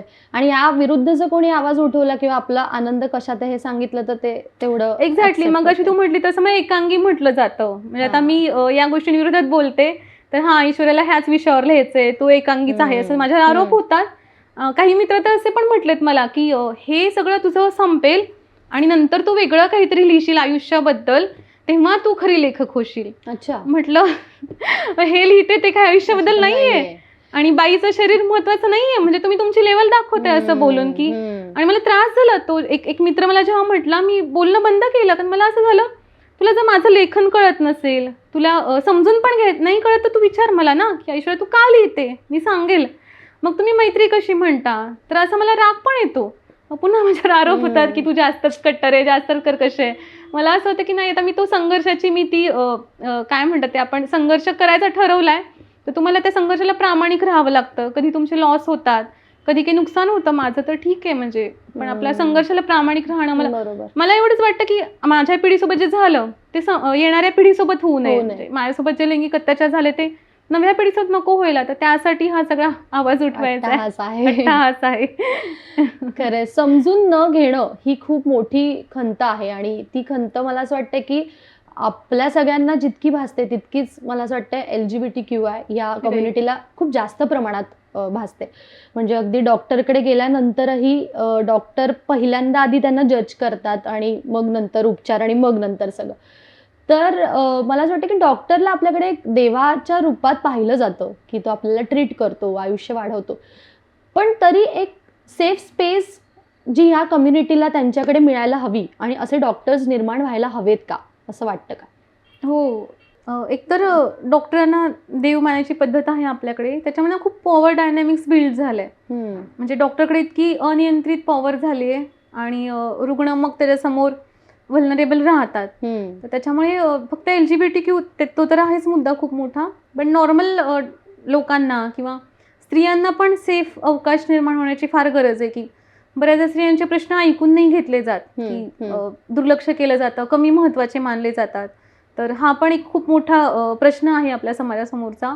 आणि आता निघालंय की जे मानसिक आजार आहेत खूप सारे, त्याला सामाजिक कारणं आहेत, की ना की स्त्रीच्या मनात काहीतरी बिघाड झाला तर काहीतरी सामाजिक समस्येमुळे स्त्रियांना मानसिक आजार जास्त दिसतात स्त्रियांमध्ये, किंवा ऑटोइम्युन डिसीजेस आहेत. तर त्याचं पण असं आलंय की आता स्त्रिया खूप सप्रेस करतात त्यांच्या मनातले विचार असतील, इच्छा असतील, आणि ते सप्रेशन झाल्यामुळे त्यांना ऑटोइम्युन डिसीजेस खूप जास्त झालेत. तर हे संशोधनात खूप डावललं गेलंय. तर पहिले तर स्त्रियांना पण नाही येतो सेफ स्पेस डॉक्टर समोर, ती पण झाली पाहिजे. आणि प्लस हे बरोबरच आहे, LGBTQI साठी तर ती खूपच मोठी गरज आहे. म्हणजे युतक म्हणून एक NGO आहे पुण्यामध्ये, तर तिथे माझा मित्र आहे जे QMIT घेतात. तर तो सांगत होता की आम्हाला की प्रत्येक वेळेस सेक्शुअल हेल्थसाठीच नसतं जायचं डॉक्टरकडे, साधं ताप, सर्दी, खोकला ह्या आजारासाठी पण दवाखान्यात जायची गरज पडते. पण केवळ कधी कधी आम्ही वेगळे दिसतो किंवा आमच्या वागण्या बोलण्यावरून त्यांना लक्षात येतं की त्यांची सेक्शुअलिटी वेगळी आहे किंवा काय, तर त्याच्यामुळे आम्हाला डिस्क्रिमिनेट केलं जातं. तर साध्या आजारांसाठी जायला पण आम्हाला एक सुरक्षित अवकाश पाहिजे. तर ते पण खूप महत्त्वाचं आहे, गरजेचं होणं. आणि डॉक्टर जसं म्हटलं तसं ते समाजाचेच प्रतिनिधी असतात ना, त्यामुळे समाज जसा संकुचित वृत्तीचा असतो ते डॉक्टरमध्ये पण येते. तर याच्यावर पण बरंच काम होणं गरजेचं आहे सध्या.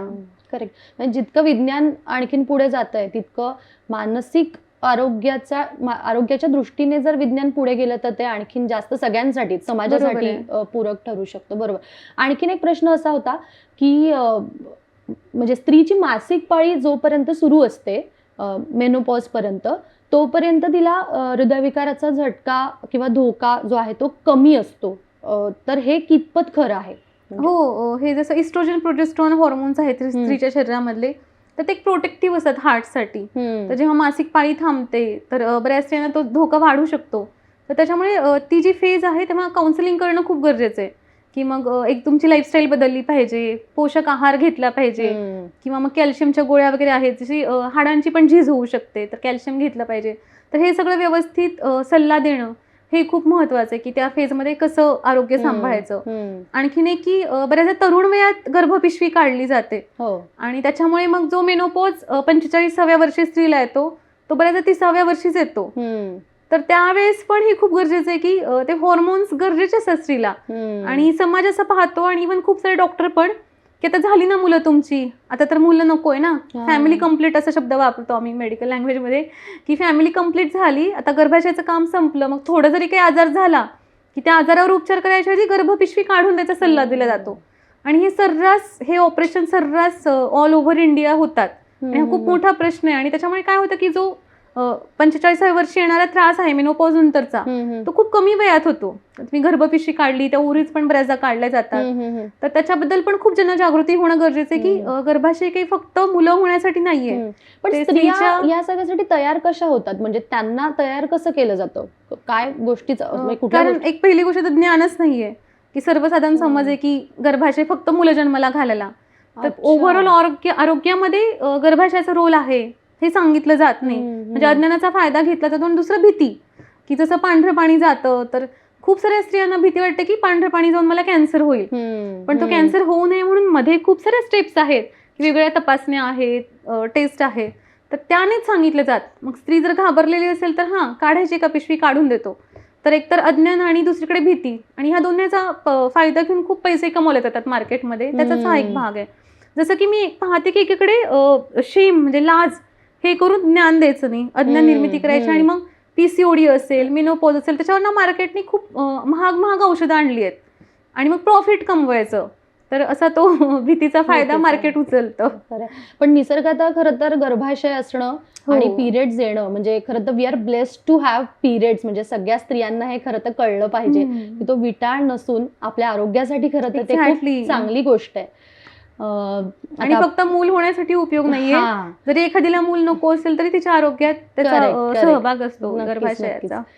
त्यामुळे आता मला असं वाटतं आपण शेवटाकडे येऊया. एक महत्वाचा प्रश्न मला तुम्हाला विचारायचा आहे की तुम्ही जसं मगाशी म्हणालात की सेफ स्पेस निर्माण झाली पाहिजे, आणि मला असं वाटतं की समाजात काम करणाऱ्या व्यक्तींकडे ती जास्त जबाबदारी असते. आणि लेखिका म्हणून, डॉक्टर म्हणून, स्त्रीवादी भूमिका घेणाऱ्या म्हणून तुम्ही खरंच तेवढ्याच जबाबदार आहात. आणि म्हणून सुख स्टेशन सारखं क्लिनिक तुम्ही सुरू केलेलं आहे, तर त्याविषयी आम्हाला ऐकायला आवडेल. 35व्या-36व्या वर्षापर्यंत माझं असं झालं की खूप ठिकाणी भाषण द्यायला बोलवायचे, व्याख्यान किंवा चर्चा, आणि कायम ना असं एकतर मासिक पाळीबद्दल बोलायचं, मग ते स्वच्छता, आणि तोच लिमिटेड विषय, किंवा मग भीती दाखवायची की हे नाही केलं तर कॅन्सर होईल बरं का तुम्हाला स्त्रियांना, मग हे करा ते करा. आणि मला जाणवायला लागलं की कायम ही भीतीची भाषा वापरली जाते, कायम असं स्त्रियांना कोंडून ठेवलं जातं, सारखं भीती द्यायची, हे करा ते करा. अरे किती म्हणजे शिकवायचं त्या स्त्रियांना, कायम असं त्यांनी टेन्शनमध्येच राहिलं पाहिजे. मेनोपॉज बद्दल पण आता तसंच चालू आहे की घाबरवून ठेवायचं त्यांना. आणि मग मला असं झालं की स्त्रीचं शरीर सुंदर पण आहे, त्याच्यात सौंदर्याच्या जागा आहेत, आणि लैंगिक आनंद ही किती सुंदर गोष्ट आहे, त्याच्याबद्दल कधी बोलणार आपण, आणि का नाही बोलायचं त्याच्याबद्दल. तर कुठेतरी माझ्यासाठी लैंगिक आनंदाबद्दल बोलणं हे बंडखोराचं पण साधन आहे. म्हणजे मी विचार केला तो एक स्पेक्ट्रम आहे, म्हणजे एका बाजूला एक्स्ट्रीम लैंगिक शोषण आहे, मग रेप करून खून करणं असेल कोलकात्याला, किंवा अनेक खेड्यांमध्ये जातीयवादीच्या भांडणातून पण रेप्स होतात. तर अशा ज्या गोष्टी आपण पाहतो, तर मला असं वाटतं ते एक जर टोक असेल लैंगिक शोषणाचं, एक्स्ट्रीम लैंगिक शोषण, तर त्याचं दुसरं टोक लैंगिक आनंद आहे. आणि मग मी असा विचार केला की ह्या स्पेक्ट्रमवर वेगवेगळ्या घटकांवर काम केलं पाहिजे.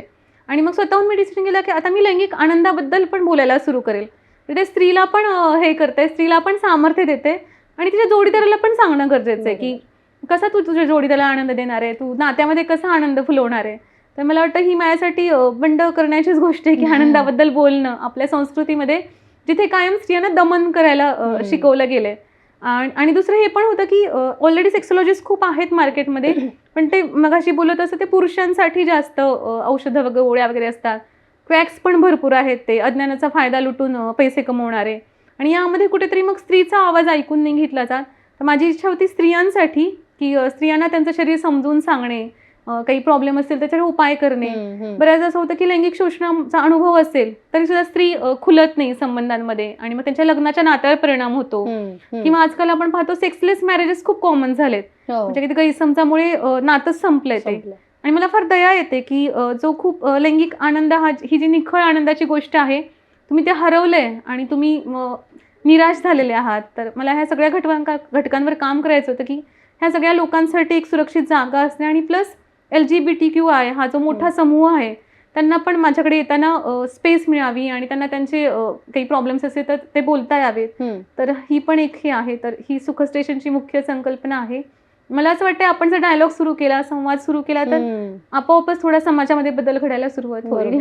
संवाद तर खूप महत्वाचा आहे आणि म्हणजे सुख स्टेशन सारखे आणखीन वेगवेगळ्या ठिकाणी हे सुख स्टेशन आणखी निर्माण व्हावेत अशा आमच्या शुभेच्छा आहेतच तुम्हाला. तुमचं सगळ्यात पहिलं पुस्तक जे आहे बिजापूर डायरीज, त्याच्यानंतर विहिरीची मुलगी आणि पाळीचं पॉलिटिक्स, तर याच्यानंतर आता पुढचे काय प्लॅन्स आहेत? हो, पुढची कादंबरी लिहून रेडी आहे. 1.5 वर्ष झालं ती कादंबरी लिहून. ती अशी एका प्रकाशकाकडून दुसऱ्या प्रकाशकाकडे फिरत राहिली. प्रत्येक प्रकाशकाने मला ऐकवलं, हे नका लिहू, असं काय लिहिलंय, अश्लीलच लिहिलंय वगैरे. मला कंटाळा आला. मग या वर्षाचं झालं की झालं, आता माझे पेशन्स संपले. मला ते छापायचे. त्या कादंबरीचं नाव आहे की स्वतःला जगवत ठेवण्याचे प्रयोग. अच्छा. तर त्याची नायिका जी आहे डॉक्टर आहे, तर तिचं व्यक्तिगत आयुष्य, तर व्यक्तिगत आयुष्यातली जी विवाह संस्था आहे ती तिला कशा प्रकारे जाचक ठरते आणि दुसरीकडेचं व्यावसायिक आयुष्य, तर मेडिकल सायन्स आणि त्या मेडिकल सायन्स मधली जी पुरुषसत्ताकता आहे आणि त्याच्यातलं जे अस्थिरपण आहे ते कसं तिला, म्हणजे एकीकडे ते मेडिकल सायन्स तिला आत्मविश्वास पण देते की तू चांगले डॉक्टर होतेस, सर्जन होते ती, आणि दुसरीकडे तेच मेडिकल सायन्स तिला तोडून पण टाकतंय माणूस म्हणून. तर हा सगळा जो तिचा लढा आहे 2 फ्रंटवर, तर तो 2 फ्रंटवरचा तो लढा मी कुठेतरी शब्दात पकडायचा प्रयत्न केलाय आणि मला स्वतःला तरी ती आवडली आहे कादंबरी. आणि मग मी ठरवलं की ठीक आहे, दुसऱ्या लोकांना नाही समजत आहे, कदाचित काही वर्षांनी ती समजेल आणि कॉन्फिडन्स आहे की वाचकांना ते समजेल की मला काय, म्हणजे वाचकांवर माझा पूर्ण विश्वास आहे की वाचकांना कळतं काय आहे ते. आणि मग विचार केला की आपली कलाकृती ठीक आहे, दुसऱ्या प्रकाशांना नाही आवडत आहे, पण मग आपणच प्रेम देऊ आपल्या कलाकृतीला, आपणच तिचा सन्मान ठेवू. आणि मग मी ठरवलं की स्वतःच आपण प्रकाशित करूया. तर एक प्रकाशन सुरू करायचा पण मानस आहे. अरे वा. आणि मला असं वाटतं की पुस्तक हे एक अनुभव असतो. म्हणजे लेखन जितकं चांगलं पाहिजे, निर्मिती पण छान पाहिजे. म्हणजे जेव्हा तुमच्या हातात पुस्तक येतं असं मला छान वाटलं पाहिजे. त्याची कव्हर असेल, त्याचा कागद वापरलेला असेल, फॉन्ट असेल. तर माझी इच्छा आहे की तो असा एक वाचकाला सुंदर अनुभव देता यावा. त्याच्यामुळे पुस्तक निर्मितीमध्ये मी स्वतः पर्सनली लक्ष घालून एक छान पुस्तक बनवूया असं स्वप्न आहे. छान गोष्ट आहे. म्हणजे खरं तर म्हणजे आपण मगाशी म्हणालो की स्त्री ही सृजनशीलतेची जनक आहे, तर तिच्याकडूनच अशा नवीन नवीन निर्मिती होत असतील तर त्याच्यासारखं समाजासाठी चांगलं खरंच ते आहे. तर मॅम खूप खूप धन्यवाद, तुम्ही इथे आलात आणि आज बऱ्याच अशा गोष्टींवर आपण चर्चा केली की ज्या खूप संवेदनशील आहेत. खरं तर सार्वजनिकरित्या त्या तेवढ्या बोलल्या जात नाहीत आणि बोलल्या गेल्या तरी त्याला कानगोष्टीचं स्वरूप असतं. तर आज मला असं वाटतं की त्या कानगोष्टींचा आवाज लोकांपर्यंत पोहोचेल आणि तुमचं जे काही मार्गदर्शन आहे, तुम्ही आज जे काही गप्पा मारल्या त्यासाठी खरंच धन्यवाद. वेळात वेळ काढून तुम्ही इथे आलात, बिझी स्केड्यूल आहे तुमचं आणि आता परतही निघायचंय तुम्हाला. सो खरंच खूप खूप धन्यवाद. सेन्सिबल टॉक्समध्ये तुम्ही आलात आणि आमच्याशी गप्पा मारल्यात. वेलकम.